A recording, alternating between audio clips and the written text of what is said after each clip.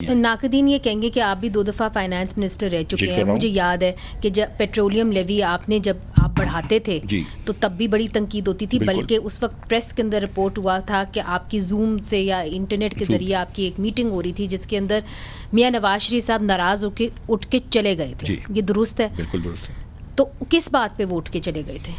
وہ کوئی ناراضگی تھی, وہ ویسے پرائز بڑھانے پہ خوش نہیں تھے. ہم کہہ رہے تھے کہ پرائز بڑھانا مجبوری ہے. دیکھیں, یہ حکومت نے کچھ دنوں پہلے کریڈٹ لیا تھا کہ وزیر اعظم کی ہدایت پہ 15 روپے پرائز کم ہو گئی. پھر 5 منٹ بعد پتہ چلی کہ نہیں, 15 روپے پرائز کم نہیں ہوئی, 4 روپے پرائز کم ہوئی ہے. وزیر اعظم کی ہدایت پہ یہ چیز نہیں ہوتی, یہ فارمولے سے ہوتی ہے. دنیا بھر سے آپ تیل خریدتے ہیں بین الاقوامی منڈی کے حساب سے. اوگرا کا کام ہے یہ سیٹ کرنا. ہم کو اس جھوٹی بات پہ کریڈٹ نہیں لینی چاہیے, نہ اس پہ وہ کرنا چاہیے.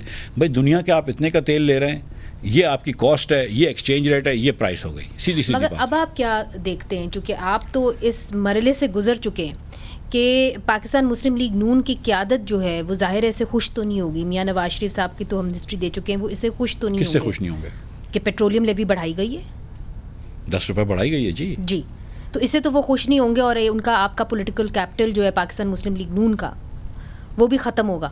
تو آپ کو لگتا ہے کہ these factors will hold on, یا آپ سمجھتے ہیں کہ یہ ایک ہارڈ بجٹ ہے, اس کے بعد ایک سافٹ بجٹ آئے گا؟ دیکھیے, گزارش یہ ہے کہ جب مجھ کو ہٹا کے ڈاکٹر صاحب کو لائے تھے تو ریفارمز کو ڈیلے کر دیا نا. میں تو ریفارمز کی بات کر رہا تھا, ڈیپ سیٹڈ فنڈامنٹل ریفارمز, وہ آپ نے نہیں کیے جو آئی ایم ایف کہہ رہا تھا کہ کریں. آئی ایم ایف بھی کہہ رہا تھا. اس کے علاوہ جب مطلب جس وقت میں نے ریٹیلرز کے اوپر فکس ٹیکس لگایا تھا, آئی ایم ایف کی ریکوائرمنٹ نہیں تھی, اب ریکوائرمنٹ تھی. سب ریکوائرمنٹ نہیں تھی, آپ نے وہ نہیں لگائے, ٹھیک ہے. اور کیا ہوا, آپ نے نہیں رکھی ہے نا ریفارمز. پاکستان کو وہی برا حال میں چھوڑا. آپ نے دیکھا کہ فروری سے لے کر مئی تک پچھلے سال پاکستان میں 30% سے زیادہ انفلیشن رہا, جو پاکستان کی تاریخ کی مہنگی ترین پیریڈ تھا. اس کے بعد عوام نے کیا آپ کو رسپانس دیا, وہ بھی آپ نے دیکھ لیا.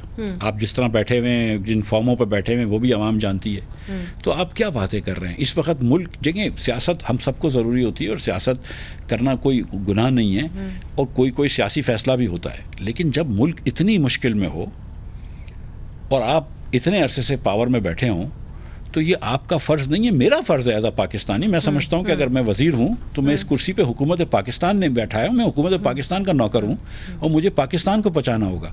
تو ان کو یہ بات سمجھ میں نہیں آ رہی کہ اس وقت اکانومی کا اگر اتنا برا حال ہے تو یار خرچے تھوڑے سے